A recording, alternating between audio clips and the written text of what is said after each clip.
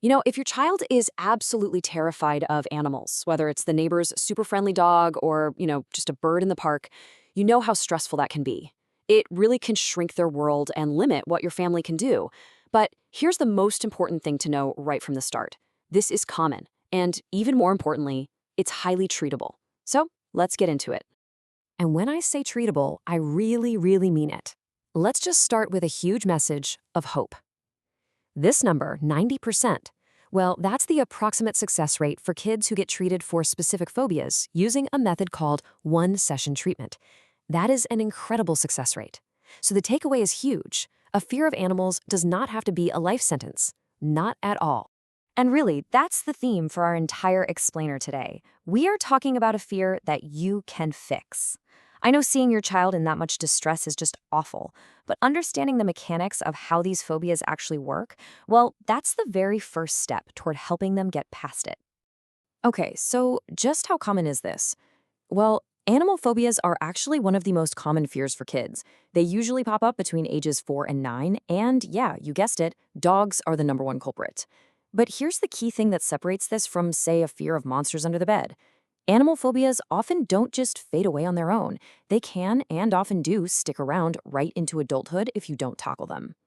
So where does a fear like this even come from? A lot of parents think, well, my child must have had some kind of scary run-in with an animal, but you know what? That's actually not the most common reason. The ways kids learn to be afraid can be pretty surprising. If you boil it all down, there are basically two ways we learn what's dangerous. First, there's the obvious one, direct experience.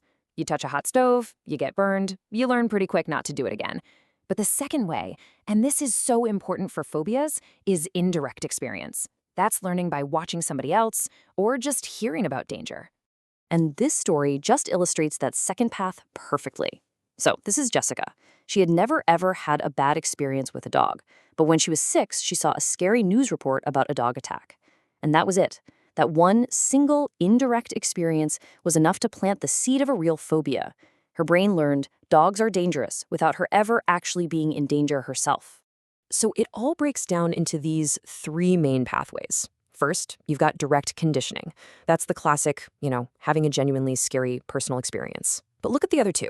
There's vicarious learning, which is watching someone else freak out, maybe a parent or even a character on TV. And then there's informational transmission, which is as simple as being told, watch out, that animal is dangerous. Your child's fear could have started from any of these. And this brings us to probably the biggest question parents have. Okay, my kid grew out of being afraid of the dark, so why won't they grow out of this? Well, the answer is all about something called the avoidance trap. This chart makes the difference crystal clear. A normal childhood fear, like monsters, it comes from their imagination, right? And it fades away as they get older and figure out what's real and what's fantasy. But an animal phobia, that's a learned response to something real in their world. It doesn't fade. In fact, it gets stronger and stronger because of that cycle of avoidance. This right here, this is the absolute heart of the matter. Avoidance is the fuel that keeps a phobia alive and kicking. Every single time your child avoids a dog, their brain gets this little rush of relief. And that relief reinforces the idea that the dog was super dangerous and that avoiding it was the right call. They never, ever get the chance to have a new experience that proves them wrong. Okay, so if avoiding the fear is the problem, what's the solution? Well, it's facing the fear. And professionally, the gold standard for doing this is this amazing, super efficient method called one-session treatment, or OST. So what is OST? Well, it's a pretty intense 3-hour therapy session. But listen, it's not about just throwing a kid into a scary situation, not at all. It's a very carefully planned process. It involves learning about fear, watching the therapist calmly interact with the animal first, and then very, very gradually helping the child face that fear in a totally controlled and supportive way. Let's just walk through these steps, because the process is just brilliant. First, the child learns how fear actually works in their brain and body. Then, together with the therapist, they build what's called a fear ladder, basically a list of steps from the least scary thing to their ultimate goal. Then, the therapist models being calm with the animal. After that, the child starts to climb that ladder at their own pace, testing out their scary thoughts along the way, all while getting tons of praise for being so brave. It's like a structured plan for building courage. Dr. Thomas Ollendick, who's one of the pioneers of this treatment, he just puts it perfectly. He says, the goal is to set up behavioral experiments. What that means is the kid's fearful thoughts, like that dog is definitely going to jump on me, can be tested and proven wrong in a safe way. It's not just about toughing it out, it's about learning something new through experience. Now look, getting professional therapy is fantastic, but there is so much you can do as a parent. So let's shift gears and talk about the practical, science-backed tools you can start using right at home. Think of this as your parent playbook. There are two really great ways to get started. For the younger kids, say ages 3 to 7, there's something called bibliotherapy, which is just a wonderful, gentle entry point. It just means using specially designed storybooks to build positive feelings and coping skills. And then for kids of all ages, the main strategy is graduated exposure, which is basically a do-it-yourself version of what happens in that therapy session. So what does that actually look like? Well, you build a fear ladder, just like this. And you start at the very bottom, step 1, with something that causes just a little bit of anxiety. Maybe as simple as saying the word dog.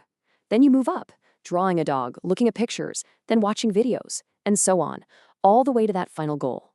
The most important part is that your child is in control and only moves up to the next rung on the ladder when they feel ready. And here are some absolutely crucial rules of the road for you. Do validate their feelings. Saying, I can see that you're scared is so powerful. But don't ever ridicule or dismiss the fear. Do model calm, positive behavior yourself. But please don't force them into a scary situation by saying, oh, just pet it.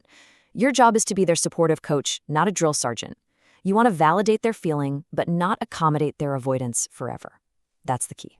And of course, this is non-negotiable, safety first. Always. When you do get to the point of real-world practice, it absolutely must be with a known, calm, predictable animal in a place that you can control. This is also the perfect time to teach your child how to approach all animals with respect, which is great for their safety and for the animal's well-being too. So the big idea here is that you don't have to conquer this whole fear by tomorrow. The journey to being brave is built one tiny step at a time. So let's end with this question for you to think about. What is one small step up that fear ladder that your family can take this week? Maybe it's just watching a 5-minute video of cute puppies together. That one small step, that's the beginning of everything.